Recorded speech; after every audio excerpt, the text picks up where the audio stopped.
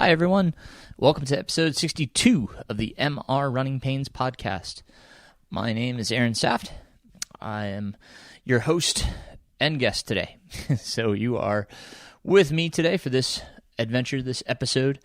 And today we're going to talk about training and what efforts you should use. I prescribe by rating of perceived exertion.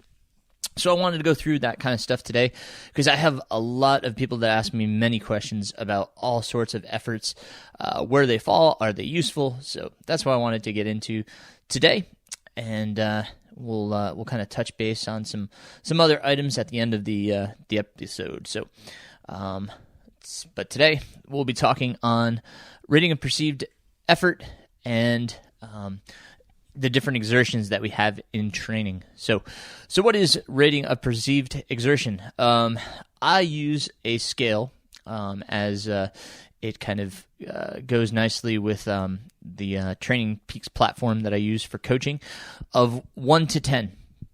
A scale of 1 to 10. 1 being a simple, easy walk. You're just kind of walking around, building up to 10. Being all out, and we're going to talk about everything between because they all have their place. I consider basically from 1 to 2 you're really easy walking. 3 would be real brisk, real fast walking. Kind of walking with intention, if you will, power hiking. And then 4 being a jog, real easy recovery jog where, you could nose breathe. I always tell my runners that's the test. If you can nose breathe, you are going at a 4 RPE. So super, super easy, very low heart rate. I just did a run yesterday where I tried to stay in zone 1 heart rate the whole time. Bumped into zone 2 a little bit. But, that's what we're really looking at, just really low heart rate, just a really easy effort. So your test is whether you can nose breathe consistently, and it just feels super easy, almost like, oh my gosh, I could probably walk faster than this. But that is your recovery effort. Okay, so we'll say that's our first running effort, a 4, the recovery. And those runs, they can be done after the day after a hard workout. If you're doing intervals or tempo run, even a long run, and if you wanted to run the next day, you could do a recovery jog, just short, easy recovery jog. And here I will note that if you are trying to add a little bit more time on your feet, I prescribe by time on feet, not in miles. But if you wanted to add either time on your feet or miles, you could do a split recovery day. If you follow me on Strava, you'll see every once in a while I do split recovery runs. That entails a run in the morning. Super easy. We're, again, talking 4 RPE, super, super easy. And then I like to separate them by like 6 hours so that the body gets a chance to recuperate, heart rate starts coming back down. And then in the PM, you could, do another recovery run. I usually do equal times, whether it be 35 minutes, 40 minutes, 45 minutes, just depending on what I'm trying to accomplish. If you're really trying to get in a lot more time on your feet, you could do, more time, obviously, as much as you need to, just at a super easy pace. The point is to let the body recover, keep it at that low heart rate. Let the body acclimate and adapt to the whatever stress you just put on it. Whether that again was building a ton of lactate from a workout, or just the fatigue of a long run, just allowing that time for the body to get back to normal. So that's a recovery run. does it have its place? Absolutely. It's good to get the legs moving.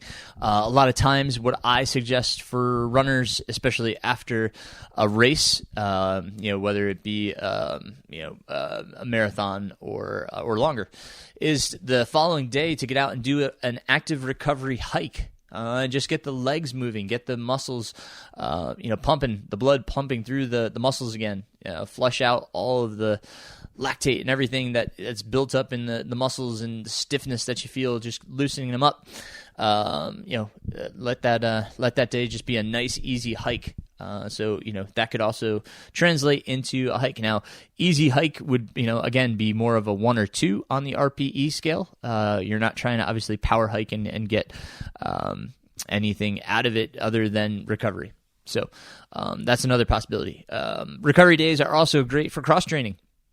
I have a number of people that like to ride bikes, and do various other cross-training activities, whether it be rowing or whatever. Again, we're not trying to get the heart rate high. We're just, staying easy aerobic and trying to, still get in aerobic workout without stressing the body too much. Cross-training is great because we don't have that impact, whether it be swimming or whatever you want to do. But those are also good for recovery days. So, I would say, in my training, I typically have 1 to 2 recovery days. If I don't take a day off, sometimes I do train 7 days a week, but if I don't take a day off, I usually have about 2 recovery days per week. Usually the day after a long run and the day after either a hard workout or a medium long run. So my week usually entails having, a medium long run, 3/4 the length of my longest run, and sometimes a little shorter than that. But I like to include a secondary effort, a longer effort. Sometimes it is back to back. Other times I do separate them by a few days, so I have a little bit of recovery. I don't like to do a lot of back-to-back long runs. I think it does require a lot of your body to recover from, so I use those sparingly. Maybe once a month, I'll do a really good back-to-back effort in which I use 2, longer runs, and what I mean by longer runs is maybe 2 hours both days or 2.5 hours both days. That's kind of the lower end of what I perceive for me. This is for me. As a back-to-back effort. Whereas I could probably run an hour and a half on Saturday and then do a long run, whatever that may entail, and that I wouldn't consider as much as a back-to-back effort for me, because an hour and a half, it feels more like an average run for when I'm training. So everything to you, again, that's all for me. So however that works out for you, your body best. As it to how it responds to longer efforts and what entails a long effort to you.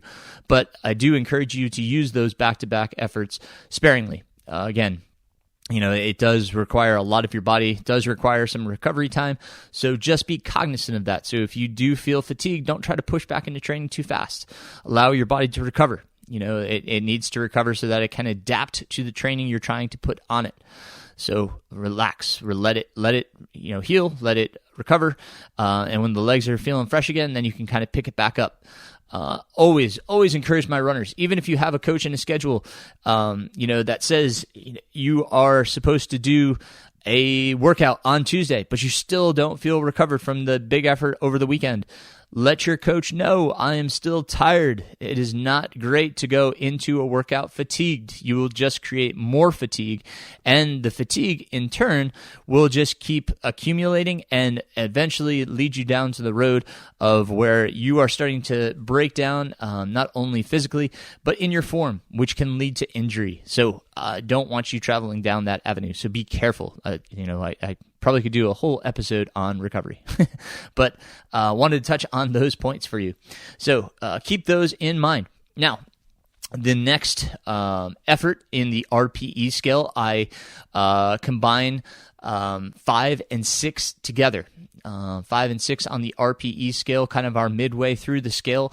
I consider that your conversational pace runs, which should, kind of comprise a majority of your training time or miles, whichever one you're doing. Again, I train in time, but your majority of your running should be at this 5 to 6 on the RPE scale. As I say, conversational pace. So the kind of hints that I give my runners for this pace is, can you carry on a conversation? I don't mean short sentences or short answers. I mean having a conversation like I am having right now. Can I talk just like I am right now on my run?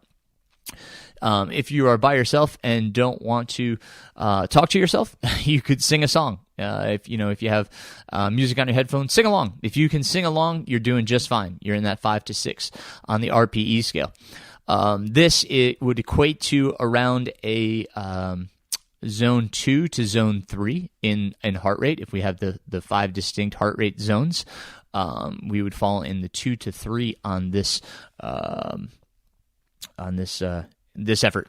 So again, a majority of your running should be done in this effort. Okay.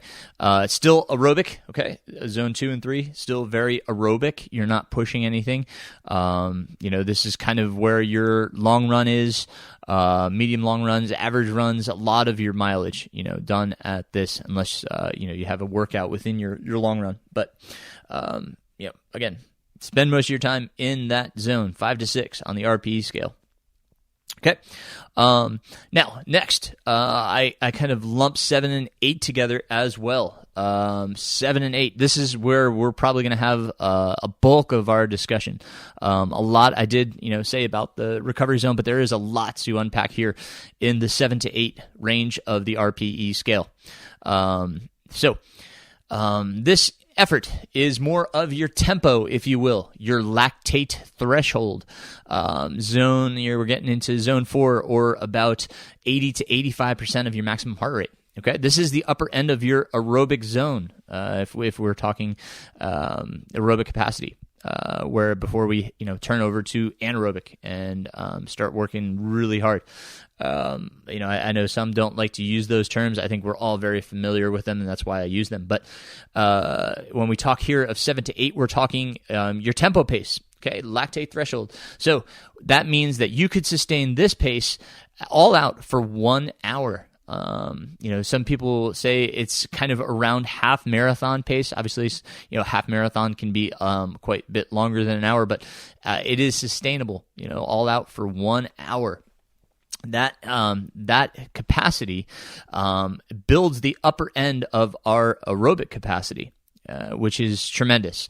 What that does is allows us to run at paces, at a faster pace for longer amounts of time.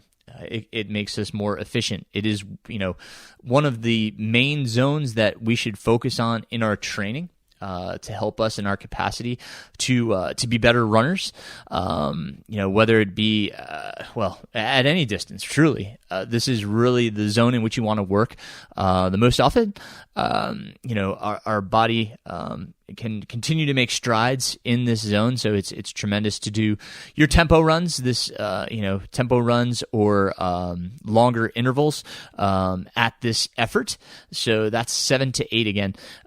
These intervals, they could be, I prescribe as short as 5 minutes in this zone, and then you could do any intervals that build up to and total an hour at this intensity. So you could do a 20-minute tempo. You could do 2 by 20 minutes. You could do 3 by 20 minutes. Usually, I like Jason Scoop's guidelines here. If you do your interval, your rest is half of that interval. So if I did 2 by 20, I would have a 10-minute rest in between, 10-minute jog rest. And I usually prescribe my jog rest at 4. If you need to go a little bit slower to make sure that you're completely recovered, that's totally fine. Obviously you want to recover. There are times, and we're going to talk about where you mix efforts, I'll get into those because that can come into play here as well. The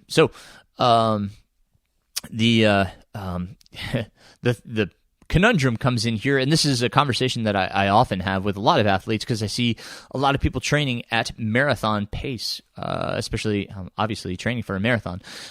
It's really, a lot of thought that, while we should be training at pace so that our body knows and understands that pace.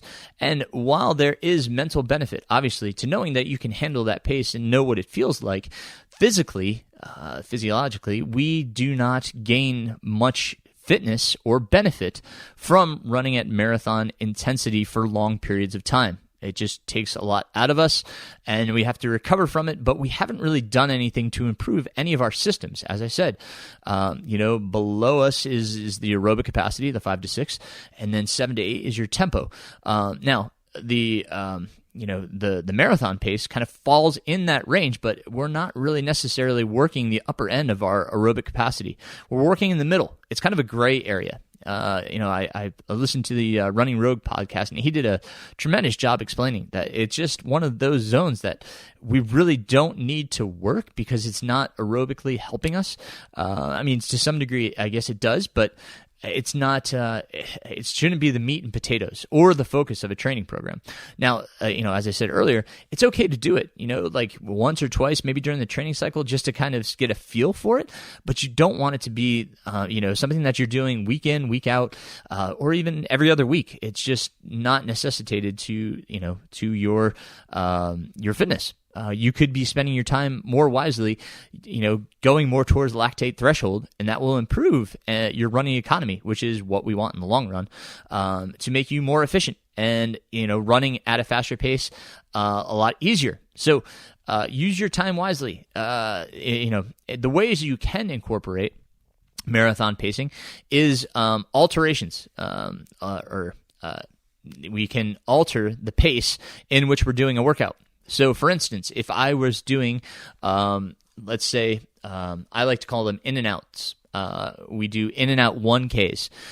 You could do 1K at half marathon pace and then 1K at marathon pace, so that you feel, because the half marathon pace is going to be more towards your lactate threshold. That's going to be more towards what we really want to work. And then your recovery is at the pace the goal pace you're trying to achieve. We're creating fatigue so that, you have to learn to run at that given pace, that marathon pace, that your goal pace, when you're fatigued. Because later in the race, obviously you're going to be fatigued. So it's a good way to create that fatigue and get you in that tired state, yet try to find that marathon pace. So in and out 1Ks, you could do it. I would start, a bit easier than Ks. You might do it for, 400, 600, 800 meters, half mile, and build up the duration in which you're doing these in and out Ks.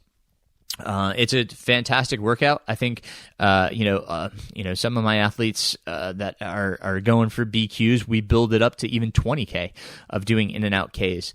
And some of them we even push a little bit faster. It depends on what their goals are. We may push down to like a 10K goal pace, which obviously lends itself more towards an anaerobic workout. We don't want to do that often. But it's good to mix the paces. So if you are looking to incorporate marathon pace and understand its pacing, you can do so in that way, in and outs.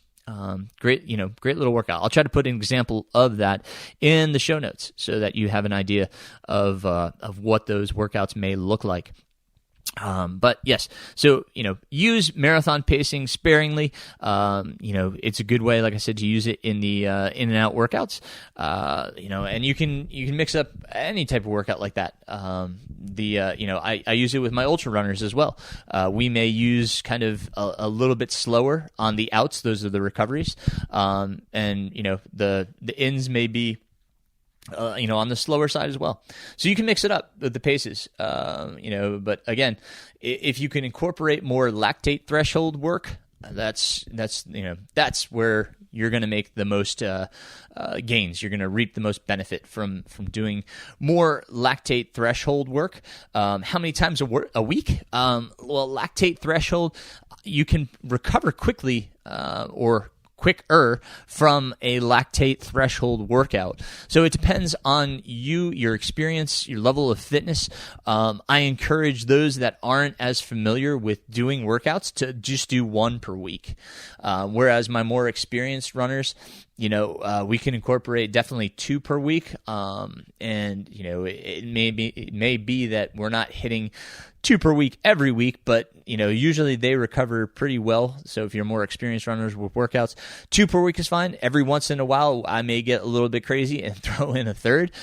So we have 2 normal workouts and perhaps a tempo run within the long run. So there's a bunch of different ways that you can incorporate lactate threshold, because as I said, you probably will recover from that a little bit more quickly. But again, all to you, your level of fitness, your level of recovery. So if you're not feeling it, don't push yourself.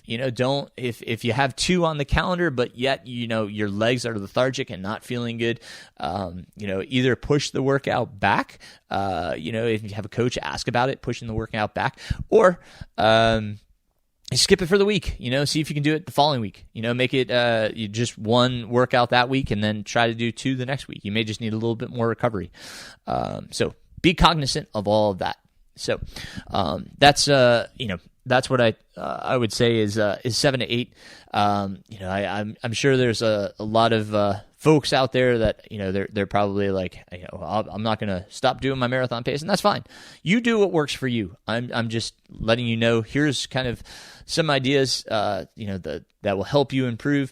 You don't need to focus on marathon specific pace as much as many people do. I know it's a traditional thing to do, but when we look at it scientifically, there's not much there to stand on to say we need to do a lot of work, a lot of long runs at that. So just use it carefully, use it sparingly. And again, I totally understand that, you want to make sure you can do it. So totally fine. Maybe even you find a half marathon road race that you can just go out there and do marathon pace during, so that you get a feel for it. That's a good way to get a race in, to get the race experience in, and to get the pace that you're trying to nail. So good way to do it right there. Okay. All right. And then let's move on to the next on the rating of perceived exertion scale. Number 9 stands alone by itself, because I usually don't have my runners go any faster than 9. 9 to me is kind of the, if you will, 5K, 10K in that realm. Definitely more on the higher side of the effort. We're getting more anaerobic here, more turnover, where 10 is all out, sprinting. Somewhere between 9 and 10 is probably your mile.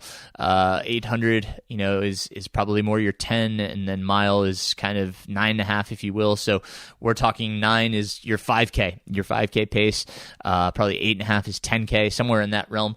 But like I said, I don't like to go beyond 9. I don't think we need to push that hard, unless you're training for those faster events. With that stipulation, it's, if you're training for, and you're not trying to be elite or highly competitive, 9 is probably as far as you need to go to do what it is you want to accomplish.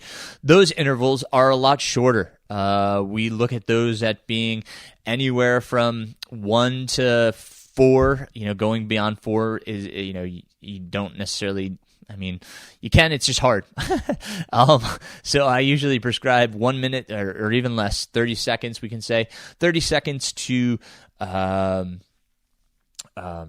minutes is usually as high as I go with, a rating of perceived exertion at 9. Those intervals should be given equal rest. So, for instance, if you did 1 minute hard, you would do 1 minute easy. Equal recovery. Okay, so a lot of times I use these on hills. Hills are great because they're speed in disguise. They make the effort a lot harder without having to go as fast.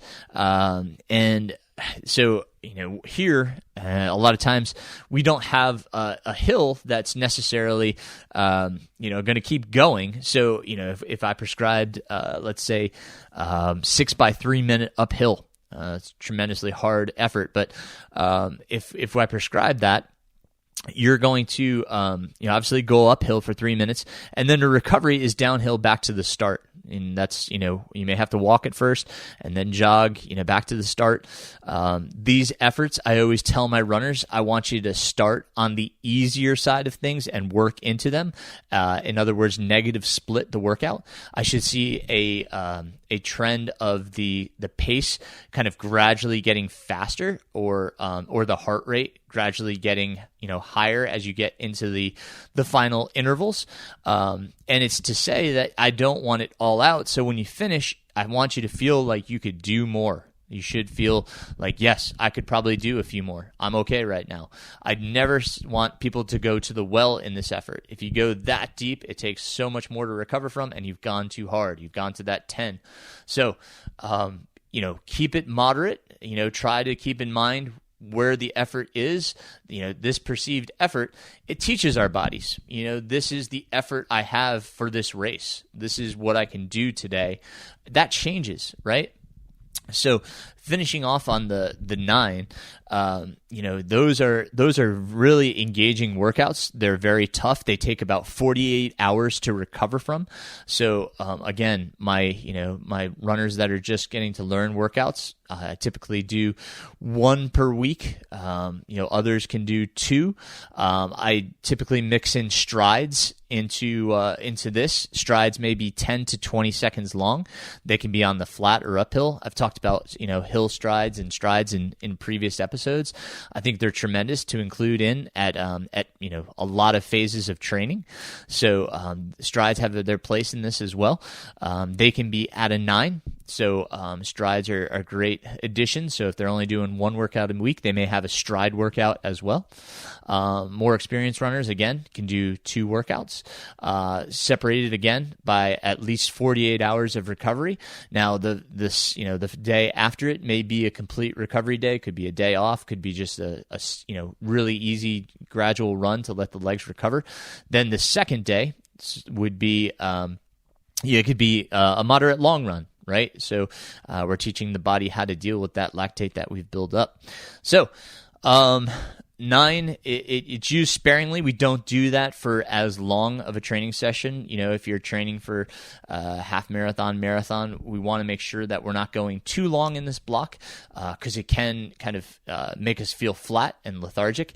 So use this sparingly. A lot of ultra runners, I may do 3 or 4 weeks with this effort, especially if they're doing mountain racing. If they have a lot of vertical gain, it really, it lifts our it lifts our maximum VO2. That's our kind of fitness ceiling, so we can kind of create a higher ceiling so that we can use that lactate threshold to go higher and be better, more efficient, faster over long term.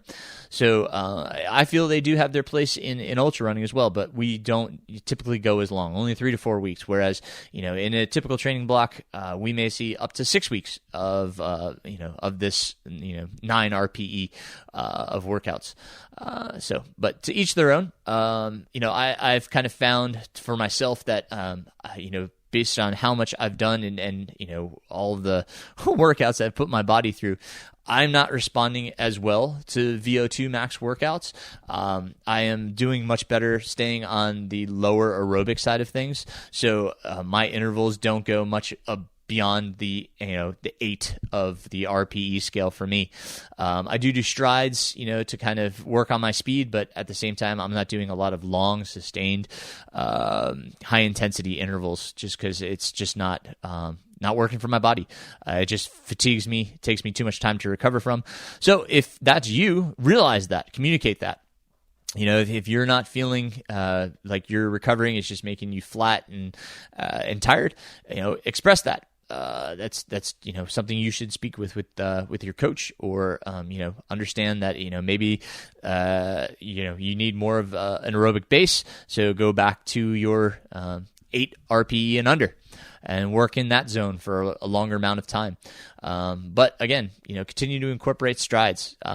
Strides will not be as taxing because of the short time period. We don't go anaerobic basically in a 10 to 20 second stride. So you can use those strides to increase your speed and your turnover. Yeah, I think that's what I want to add there. For 9 and 10, that's the gist of the RPE scale. So, getting back into why we use RPE.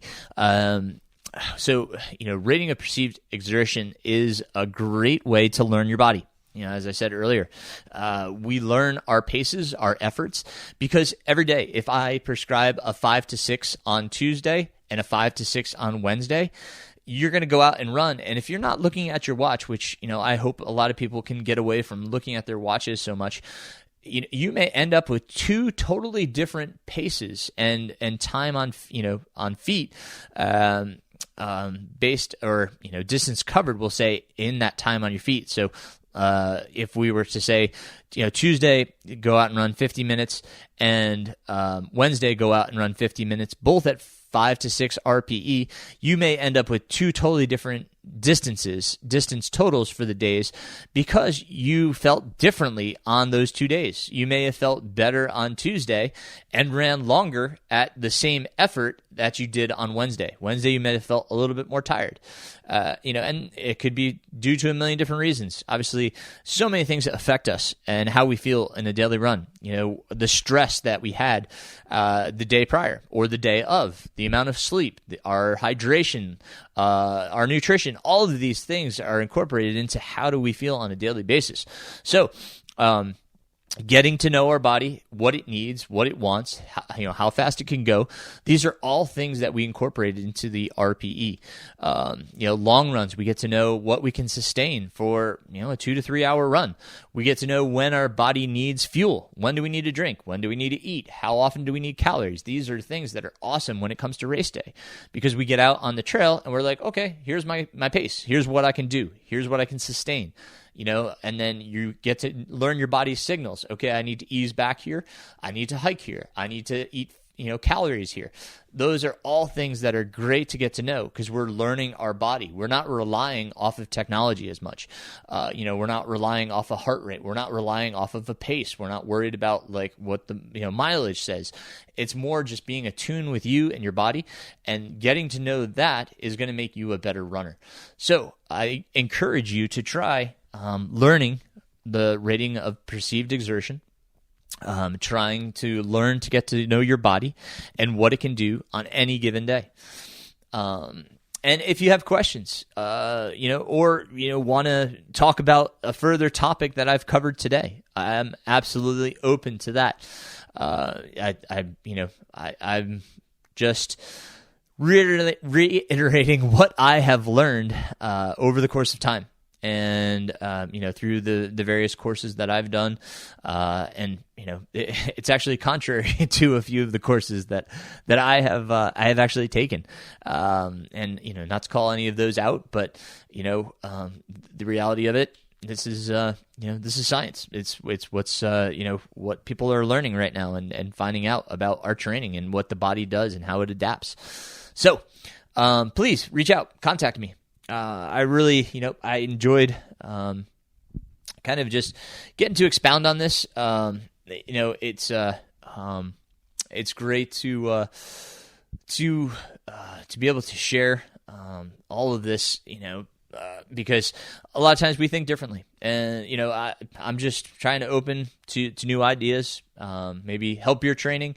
I can't stress enough, how much. Kind of going back to a more aerobic base and using the just simple aerobic training to kind of build my base and get me stronger and fitter. I can't tell you how much that helped at Umstead. I had never felt so strong at the end of a 100-miler. It's amazing, what listening to the body and making sure it's recovered and not going too hard can do for yourself. I mean, I was listening to to an audio book. I think it's Into Thin Air. It's about a gentleman that travels to Ethiopia and trains with the Ethiopians as they train for marathons. And, he's just taken aback as to how slow they actually run. It's incredible, that they actually go so slow. And they all talk about the Americans and how hard we run. We run too hard a lot of the time. And it's actually, detrimental and the reverse of what our body actually needs.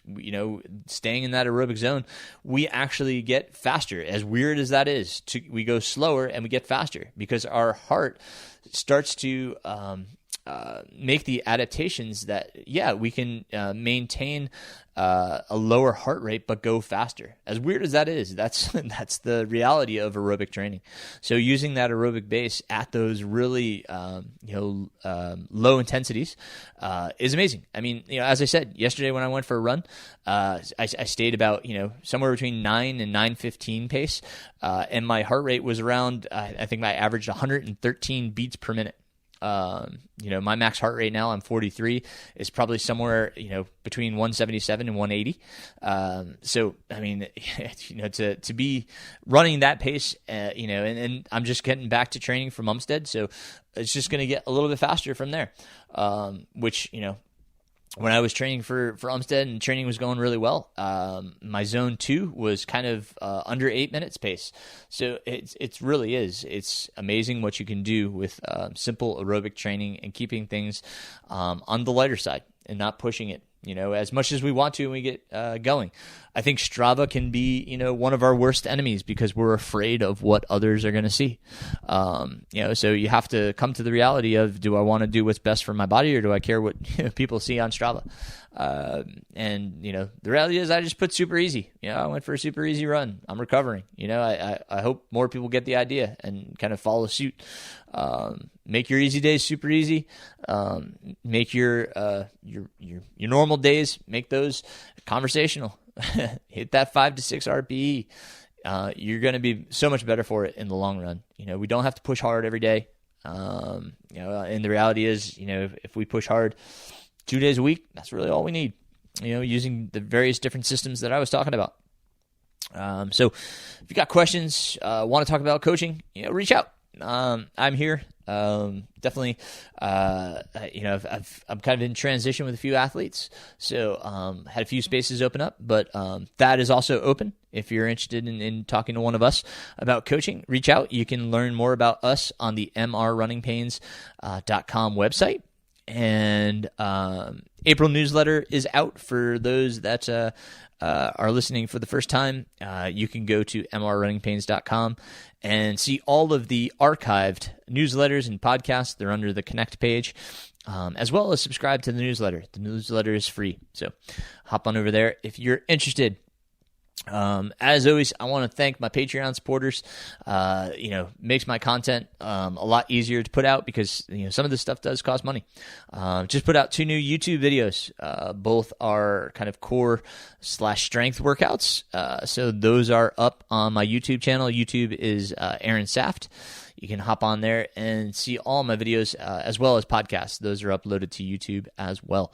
So subscribe and you'll get to know when new videos come out. I've got quite a few that I have on the list to do. Just need the time to do them. I can't believe, May is going to be upon us soon, so May newsletter will be coming out as well. Newsletters entail a ton of things. I try to give, tips on training. I talk about reviews, gear reviews. Just got 2 new cool, really, really cool shoes. I got the Trail Fly 300 by Innovate. It's kind of their max cushion story.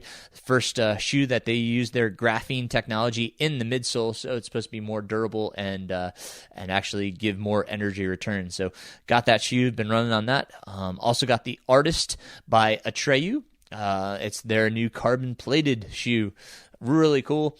I'm going to do a review on both of those. I'm going to try to get those up on YouTube, but I'll also be posting some stuff in my newsletter. So, lots of cool stuff. I'm just trying to wrap my head around all of the new technology that's going on in our footwear industry. It's really cool. I hope to have a conversation with one of my good friends about that coming up pretty soon here. Got some great guests scheduled. We're going to be talking to Stephanie Howell-Violet about the Protect Our Winters organization, which she's a huge part and has recruited me to talk about. So we're gonna talk in an episode about that, perhaps with the founder Jake Black. So we'll see. Hopefully that will work out, as well as a number of other ideas that I have. Going to be talking again with our friend Miriam Saloom about the shin splints. We've been doing a series about injuries and things that runners go through, so that's to come as well. If you have ideas or things that you want to hear about, or people you want to hear from, just contact me. Let me know. By all means, all my social medias and everything, they are listed on the show notes.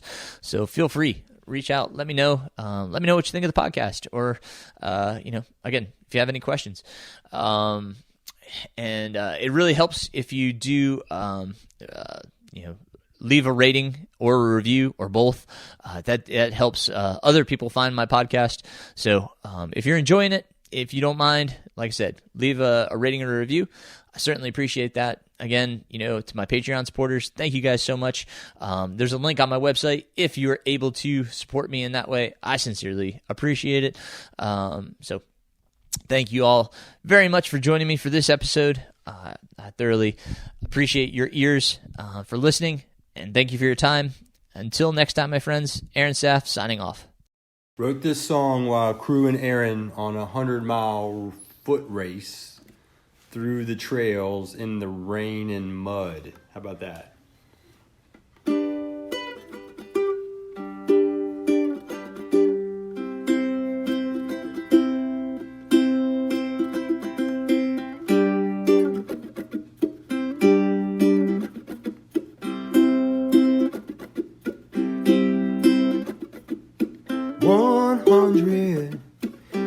100 miles to go.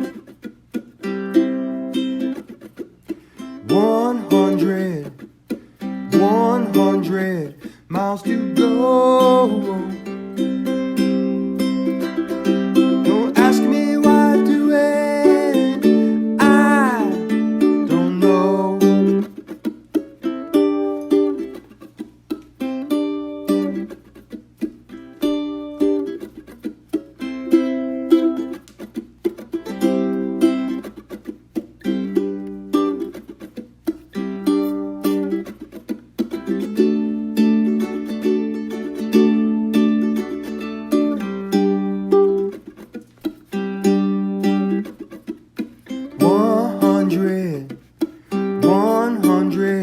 Miles by foot.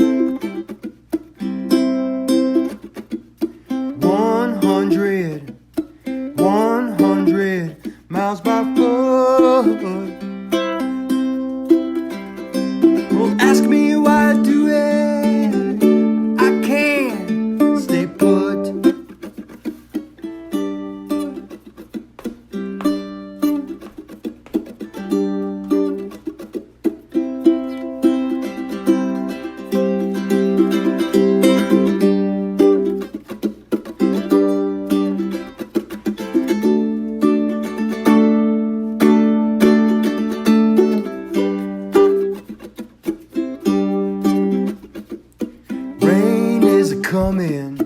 Rain is a coming, can't give a fit.